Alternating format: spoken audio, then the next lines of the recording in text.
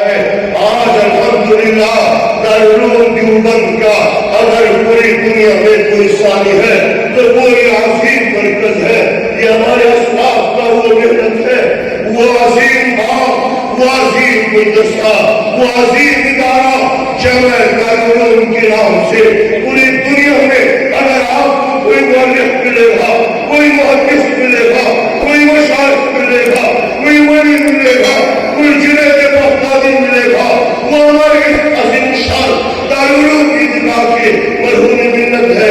میری زمین مجھے مجبور کر رہی ہے کہ میں اپنے بات کو ختم کروں اور یہ یقین کرتا جاؤں کہ آپ اپنے بچوں کو، اپنے رشتہ داروں، دوست احباب کو اس عظیم ادارے میں داخل کرا کر کے اپنے آخرت کو سرفرو بنائے۔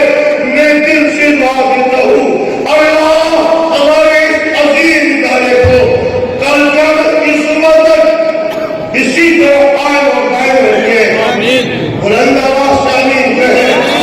مجاہدین خط نبوت کی طرف بلند آواز سے، آواز سے بلند آواز سے، قیامت کے دن یہ عظیم ادارہ میں اور آپ کے امین کہنے کے گواہ ہوں، اور اللہ کا یہ گھر اور اللہ کا یہ عظیم بیٹا ہمارے اور آپ کے اس امین کہنے کے گواہ ہوں۔ بلند آواز سے میں اپنے بات ختم کر رہا ہوں۔ اے جنت، اے جنت تم میں حور قصور رہتے ہیں، اے جنت تم میں حور قصور رہتے ہیں، میرے اللہ کی ضرور رہتے ہیں۔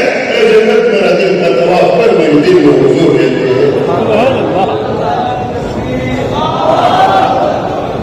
ماشاءاللہ یہ تھے ہمارے مہمان جامع فاضل مفتی محمد احمد